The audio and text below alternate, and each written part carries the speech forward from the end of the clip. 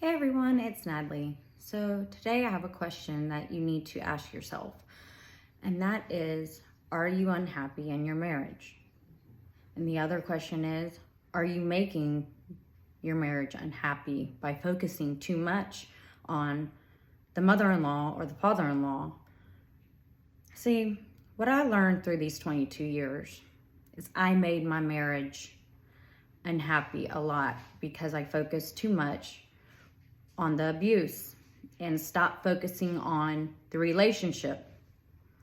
And this is what the narcissist does to pull you guys apart, to separate you guys, to get you guys to break up, is they come into your life like a bulldozer and knock down everything and leave you standing, reaching for something. And so you go to your partner reaching out saying, this is happening, there's a bulldozer in our driveway. And of course, more than likely, your man can't see it because they've normalized it. But by you constantly pointing out that there is a bulldozer in the driveway and only focusing on that, instead of focusing on your relationship, you can become very unhappy. And I did that for many years. I was super unhappy in my relationship with my husband. Well, actually, he was my boyfriend then. Because I made it, I hate to say this, but I did make it all about me. And this is a question you have to ask yourself. And I'm sorry if this video is going to hurt your feelings, and maybe I'll get hate for it. But I'm trying to show you different perspectives of how you look at your relationship and how you are affecting it. And us women constantly fantasizing about the mother-in-law we didn't get, and instead of focusing on the reality at hand, let me put it this way. You can't force the narcissist to like you. You can't force them. So no matter how much you complain, no matter how much you point things out, the narcissist isn't going to like you. So you know what I did? When I finally, it just all clicked. So you know what? I have spent too much time and energy invested in this situation. And I am done with it. I've tried everything. It didn't work. And I am making myself unhappy. I'm making my husband unhappy. I'm making our relationship unhappy. And I'm just going to stop doing it. I'm going to totally ignore the way that the narcissist sees me. I'm going to start ignoring what I want to react to. I'm just going to say, you know what? It's not worth the reaction, because no matter how much I talk about it, no matter what reaction I give, positive, negative, mediocre, whatever you want to call it, neutral, the same outcome happens. So when I stopped, and I want to say kind of being selfish in some ways, and I hate to even say that because I don't want to hurt anyone's feelings, but this is not all about feelings, it's about reality. When I stopped focusing on my feelings and started focusing on reality, I saw a change within me. I saw a change within my relationship. Now, the question I'm probably going to get asked, sorry, my allergy season's here and I'm all over the place, but question I'm going to get asked is, Natalie, you're saying to stop focusing on this problem and that I could be causing problems within the relationship, but what about my husband who is not standing up for me? What I started doing was stop caring what my husband had to say about that relationship. And if he was trying to make decisions based off of what the narcissist had to say, I'd be like, sorry, that's not how this relationship between me and you works. What the narcissist has to say, what their opinions and decisions are, is not a reflection of me. So I don't really give a damn. And I started approaching the situation like that. And at first I got some resistance. And my husband would just like want to talk about it and try to figure it out, trying to force this relationship on me and his parent. And like I told him, I said, you can't force people to like each other that don't. It's not going to happen. And so when I started approaching the situation like, I'm sorry you feel that way, and I stopped arguing, I started seeing that my partner cooled down. Because at first they're going to really kind of push on you when you start using this technique. But then you're like, you just start having this nonchalant attitude like, oh, that sucks. Sorry you feel that way. Because look, by now, if you're here in this spot in your relationship, by now you've tried everything to get this relationship between you and the narc, Mill or Phil, to work out, and it hasn't worked out. So if you're at this point and you're desperate to try anything, then just start using different techniques on your husband until you figure out what technique works and you stick with that technique, the one that you find. And that's what I did. I used different little techniques like, well, I'm really sorry. I stopped arguing. I stopped bringing it up. I stopped talking about it. If he came and approached me and be like, man, that really sucks. I'm really sorry it didn't work out between me and your mom. I started seeing that he started giving up that fight of forcing a relationship upon two people that didn't see eye to eye. And also when I started explaining that to him, like, look, I've tried for, at that time, 17 years to change the way your parents view me. It hasn't worked. So I'm giving up. I'm ruining my own relationship with you because of this other person, and I'm no longer going to allow this other person to ruin the way that I see our relationship and the way I see you and how much I love you and how much I respect you. Because by you, husband, by you allowing the narc to come in, you're allowing this relationship to crumble. You're not respecting me. You're not seeing my point of view on things. But I'll tell you one thing is I'm willing to fight for my relationship. Are you? That's the question you need to ask him. Are you going to keep allowing this person to cause problems between me and you? Because if so, I'm not going to stay. Like, we can work on us, but you've got to let that other thing that will never, ever happen go. That fantasy that he holds on to causes a lot of problems because when you get rid of the fantasy and you stop, he still has it. So you got to knock that in the head and say, honey, nope. I ain't playing that no more. And I'm sorry, I don't mean to like be any which way, but you literally have to have that attitude. So this is why I'm like showing you how I act because it put a stop to it.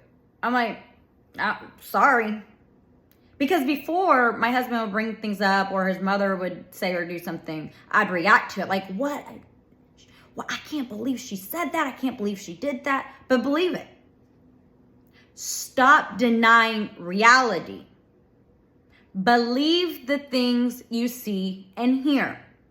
Because your husband or boyfriend will make excuses for them. And so when you start living in reality and you start focusing on yourself and that relationship, you can heal. You can strengthen that relationship and you can move forward in your marriage. Now, the question I'll probably get again is, what if my husband can't? That's his problem. You let him figure it out on his own. Don't put your 2 cents in it anymore. because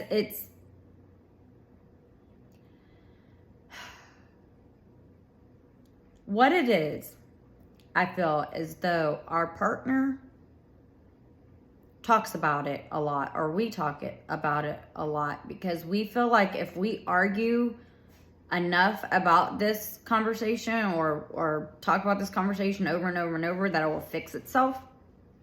But it won't. No matter how much you argue, no matter how much you talk about the narc, you too can't fix the narc by arguing and talking about it. The only person that can fix this situation is the narc. And the question is, will they? No. 22 years, people. I've talked to other women, 18 years. Another woman, 25 years. A lot of them are just like 4 and 5 years and stuff. Stop. And, but regardless if it's 5 years or 20 years, this is it. This is as good as it's going to get. And so the question as a woman, hold on. So the question that you have to ask yourself as a woman, especially if you're in your late 20s and 30s and you want children, is this relationship right for you? That's what you have to start asking yourself. Can you be strong enough to bring children into this marriage and stand your ground with the narc? Do you want the headache? Now, at first it was kind of a headache, but then put my foot down. Now I don't even let it bother me. So I don't even they're the one missing out. Because the narcissists will say stuff like this. I, in good conscience, no, I did nothing wrong. In good conscience. I got that text. Quit, girl. She's into everything. So this is why I'm also saying stop arguing about the narc, because no matter what you say or do, the narc cannot reflect and see what they've done or created or destroyed. They can't see it for what it is. They're too self-centered. They think they have authority over you. So they'll never look at you as a equal, as a human being. You're beneath them. And that's how they always treat you. Come here, girl. Ree wants to stop by and say hi. Say hi, Ree. Miss Henrietta. She's such a sweet dog, guys. Say hi, Ree. She wants her walk. So, but, yeah, I don't know. These are questions that you have to ask yourself. Are you happy? Is this a life you can live? Not a lot of women can. And, you know, like the stat that I find really interesting is 60% of all marriages end because of meddling mother-in-laws. And 80% of divorces happen because women initiate them. So 80% of the time, women are initiating divorce, and 60% of the time, the mother-in-law destroyed the marriage. Isn't that a fun fact, guys? That's a fun fact. So, you know, these are things that you can also tell your husband. Tell him these stats. Be like, look, show him my video. I don't care. I put myself out here because, you know, I just got to the point in my life that I just stopped caring. I figured it out, and I'm just done. And when you start having this attitude, here where you get down, buddy. When you start having that attitude of, it is what it is, I got a raw deal, but I'm going to make the best out of it, and I'm going to stop interjecting so much of the mother-in-law into my relationship and start focusing on my relationship and fixing it, and approaching the situation differently, because the way that you've been approaching the situation hasn't gotten you very far, has it now? Think about it. And I'm not trying to be a smartass. I'm literally telling you right now, think about where you are. Has anything changed? Even if it changed for a short period of time, where are you at again? This is the cycle that continues to happen. 22 years. Same cycle, except with time, it gets worse. With age, the narcissist gets worse with age. So these are things that you got to think about. Like if you're in your late 20s and early 30s and you're like, man, I want to have kids with this lady, man, could I really imagine my life being like this? These are questions you have to ask yourself. Do you want to bring children into something like this? Do you want to find a new relationship where people are respecting you? Can you maintain a relationship with the narcissist interjecting their 2 cents, if they even have that, into everything? These are questions you got to ask yourself, because you don't want to be miserable, right? If you don't think you can maintain it, because it's difficult. Oh, Lord, it's difficult. Oh, God. It's an absolute nightmare dealing with them, a narc mill. Absolute nightmare. If you don't think you can do it and you want children, there's better people out there that will worship the ground that you walk on. The mother-in-law will treat you nicely. Now, if you're stuck in this relationship because you're in love like I was, that's my excuse. I didn't have children with this person. I just loved him. Love can conquer. Love can really conquer a lot of things. And she is so feisty. Love can conquer. Yes, because you conquered my love. Yes, indeed. You can make it through this. If you really love this person, you really can, because I did. I ended up having a kid with him because I was like, it's not about what my mother-in-law wants. It's about what I want and what's going to make me happy and what's going to make my family successful and the legacy that I'm going to leave. Not the legacy the narcissist is trying to leave, the legacy I'm trying to leave. So with that, guys, I'm going to go take a walk with Miss Henrietta. Yes, Miss Riri. Yeah. And I will talk to you guys later. Peace, love, and harmony. Have a wonderful day. Bye.